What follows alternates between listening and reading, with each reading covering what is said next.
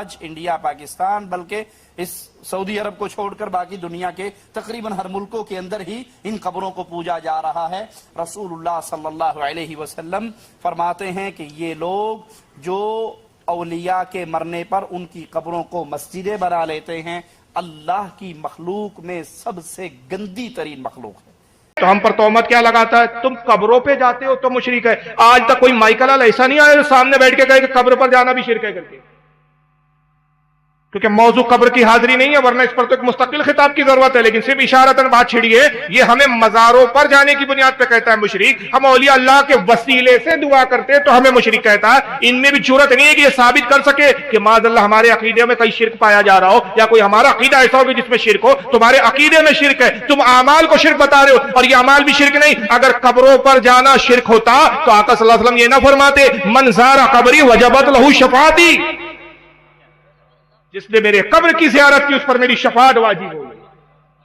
قبر کی حاضری شرک ہوتی تو رسول اللہ کے قبر کی حاضری سب سے بڑھ کر پہلے شرک ہوتی۔ ایک ایسا شرک ہے کہ آقا کہہ رہے ہیں کہ میری قبر کی حاضری کرو اور شفاعت واجب ہو کر لے جاؤ۔ خود آقا صلی اللہ علیہ وسلم قبروں کی حاضری فرماتے تھے۔ صحیح بخاری، صحیح مسلم حدیث کی جو صحیح ترین کتاب ہے قرآن کے بعد جن کا درجہ سب سے زیادہ بلند، اس میں حدیث موجود ہے کہ آقا صلی اللہ علیہ وسلم اصحاب بدر کی مزاروں اور قبروں پہ جایا کرتے تھے، اصحاب احد کی قبروں پہ جایا کرتے تھے، حتیٰ کہ یہاں تک صحیح مسلم کی روایت میں آتا ہے کہ آقا جب شب معراج پہ تشریف لے جاتے تو جبریل امین ایک قبر پر روک دیتے رسول اللہ کو، کہتے یا رسول اللہ رکیے اور اس قبر والے کی اور صاحب قبر کی زیارت کیجیے۔ آقا فرماتے جب میں اس قبر کی طرف متوجہ ہوا تو مررت علی قبر موسیٰ وہو قائم یصلی، میں نے دیکھا وہ موسیٰ کی قبر تھی اور موسیٰ اپنی قبر میں کھڑے ہو کر نماز پڑھ رہے تھے۔ معراج جیسے مقدس سفر پر بھی جب جا رہے ہیں حضور تو قبر کی زیارت کرتے ہوئے جا رہے ہیں، اور درس دے رہے ہیں کہ جب اچھے اور بلند مقام پر جاؤ زیارت کرتے ہوئے، کسی کی زیارت کے لیے جاؤ، کسی اچھی جو ہے سفر کے لیے جاؤ، تو اس علاقے کا جو صاحب اقتدار یا کہنا چاہیے کہ صاحب مقام و منزلت جو بزرگ ہو اس کی قبر کی زیارت کرتے ہوئے جاؤ۔ یہ درس دے رہے ہیں۔ جبریل رکوا کے بتا رہے ہیں کہ میں زیارت کروا رہا ہوں، تو زیارت کروانا میری سنت، زیارت کرنا مصطفیٰ کی سنت، اور اسی کو تم نے شرک کہہ دیا۔ اور اگر تم کہو کہ نہیں صاحب قبر سے نہیں مان سکتے، یاد رکھیے ہمارا عقیدہ یہ نہیں ہے کہ صاحب قبر دیتا ہے۔ اعلیٰ حضرت فاضل بریلوی نے واضح طور پر فرمایا الامن والولا کے اندر کہ اگر کوئی عقیدہ رکھے کہ چاہے کوئی ولی ہو، کوئی نبی ہو، حتیٰ کہ یہاں تک خود رسول اللہ صلی اللہ علیہ وسلم ہو، اللہ کی قدرت کے بغیر، اللہ کی بخشی ہوئی طاقت کے بغیر ذرہ برابر بھی تصرف کرتے وہ مشرک و کافر ہے۔ کوئی ولی، کوئی نبی اللہ کی بخشی ہوئی طاقت کے بغیر اپنی مرضی سے اپنی ذاتی کوئی طاقت تول ہوتی ہی نہیں ہے۔ کوئی یہ مانے کہ نہیں ان کی ذاتی اپنی طاقت ہوتی ہے، ذاتی ان کا اقتدار اور قوت ہوتی ہے، اور وہ اپنے ذاتی اقتدار اور قوت سے کسی کی مدد کرتے وہ کافر ہے۔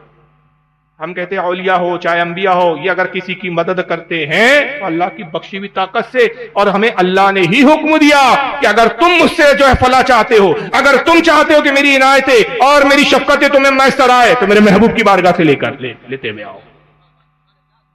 رب فرماتا ہے وَلَوْ أَنَّهُمْ إِذْ ظَلَمُوا أَنفُسَهُمْ جَاءُوا فَاسْتَغْفِرُوا اللَّهَ وَاسْتَغْفَرَ لَهُمُ الرَّسُولُ لَوَجَدُوا اللَّهَ تَوَّابًا رَحِيمًا۔ اے لوگو جب تم اپنی جانوں پہ ظلم کرو، سورہ نساء آیت نمبر 64 ہے، قرآن عظیم میں اللہ فرما رہا ہے اے لوگو جب تم اپنی جانوں پہ ظلم کرو، تم پر سے تمہارے لیے کوئی گناہ ہو جائے، تم گناہ عظیم کے مرتکب ہو جاؤ، تو کہاں آؤ؟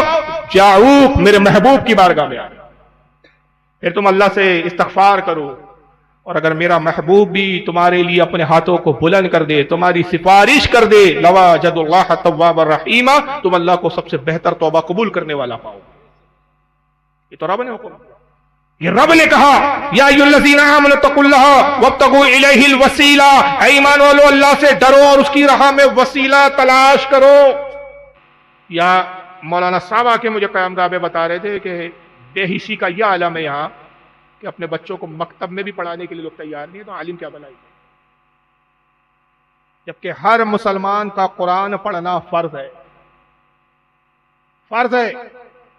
کیسے مسلمان ہو جو قرآن پڑھنا نہیں جانتے؟ جب قرآن نہیں جانتے تو نماز کیسے پڑھو؟ نماز میں تو قرآن ہی پڑھا جاتا ہے۔ بچوں کو قرآن ہی نہیں پڑھا رہے، مکتب میں ہی نہیں داخل کر رہے، تعلیم سے اتنی دوری، اتنی بے حسی، حیرانی کی بات ہے۔ اور مسلمان تو مسلمان کیا اس کا نام ہے کہ صرف نام مسلمان ہو جیسے رکھ لو؟ دنیاوی تعلیم کے لیے تو آپ کے پاس وقت ہے، دین کی تعلیم کے لیے وقت نہیں ہے۔ وہ تعلیم جو آخرت میں بھی کام آنے والی ہے، دنیا میں بھی کام آنے والی ہے۔ دنیا کی تعلیم تو دنیا تک ہے، مگر یہ وہ تعلیم ہے دین کی جو آخرت میں بھی کام آنے والی ہے، اور نہ صرف آخرت میں کام آنے والی ہے بلکہ یہ صدقہ جاریہ ہے۔ آج اپنی اولادوں کو آپ پڑھاؤ گے، وہ اپنی بھی آخرت میں کامیاب